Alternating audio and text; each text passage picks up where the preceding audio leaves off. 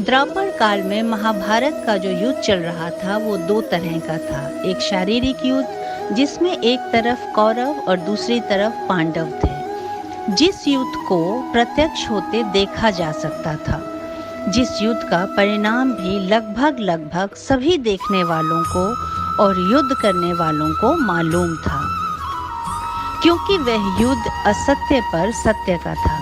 लेकिन साथ ही साथ एक और युद्ध चल रहा था जिसके बारे में किसी दूसरे को भी पता नहीं था और जिसको देखा भी नहीं जा सकता था।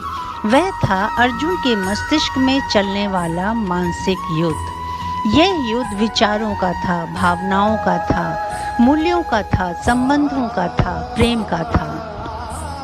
जिस युद्ध के चलते अर्जुन जैसा सर्वश्रेष्ठ धनुर्धर, जो नारायण का रूप था, स्वयं नारायण का सखा था, नारायण जिसके सारथी थे, जिसे संपूर्ण ब्रह्मांड में कोई भी पराजय नहीं कर सकता था, वो अर्जुन अपने आप को असहाय, कमज़ोर, दीनहीन और बेबस समझने लगा था। वे जीवन के उस महासंग्राम से वापस लौट जाना चाहता था। लेकिन तभी एक चमत्कार हुआ और उसने अपने मस्तिष्क में होने वाले उस युद्ध के बारे में भगवान श्री कृष्ण को बताया। कृष्णा ने तब उसके सारे भ्रम दूर किए, अपना विराट रूप दिखाया और श्री गीता का उपदेश दिया। अर्जुन के मस्तिष्क में होने वाले उस द्वंद्व को समाप्त कर दिया। अब अर्जुन एक बार फिर अपनी सारी चेतना और शक्ति के साथ उस वास्तविक प्रत्यक्ष युद्ध में कूद पड़ा, जिससे उसे शारीरिक विजय तो प्राप्त हुई ही, साथ में अपनी मनस्थिति पर भी विजय मिल गई।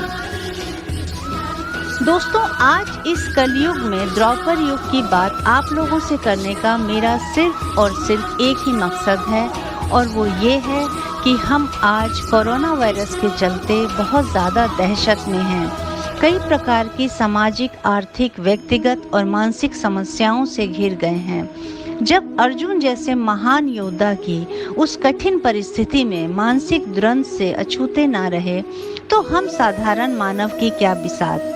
आज हम भी मानसिक द्वंद्व से गुजर रहे हैं। अगर मैं आपको इससे निकलने का सही रास्ता दिखा दूं, तो क्या आप उसे अपनाएंगे? वो है, आज हम अपने कृष्णा को तलाशें। अगर हम अपने लिए कोई कृष्णा ढूंढ लें जो हमें प्यार करता है, हमारा भला चाहता है, हमें सही मार्ग दिखाता है और हमारे जीवन को मूल्यवान समझता है, जिसके सामने हम छोटे बच्चे बन अपने मन की सारी मुश्किलें साझा कर लेते हैं, तो हम अपने मस्तिष्क में होने वाले उस टसल से छुटकारा पा सकेंगे। वो कृष्णा कोई भी हो सकता है, आपके माँ बाप, भाई बहन, रिश्तेदार, दोस्त, पड़ोसी, कलीग या आपकी अपनी संतान भी। कोई ऐसा साथी जो दूर से ही आपका अपना हो, जिसे आपने आज तक कभी देखा ना हो। दोस्तों, आज हम सब किसी न किसी समस्या से जूझ रहे हैं।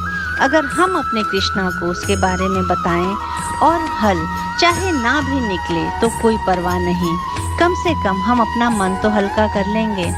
और अगर आप ईश्वर की कृपा से फुलफिल्ड हैं, आपको कोई दिक्कत नहीं, कोई परेशानी नहीं, तो फिर आप किसी के कृष्णा बन जाइए। अपने घर में, आसपास, दोस्तों में, रिश्तेदारों में देखिए वो कौन है जिसे आपकी ज़रूरत है। उसे समझिए, अपनेपन से अपने करीब लाइए, उसकी बात सुनिए, उसको रास्ता दिखाइए।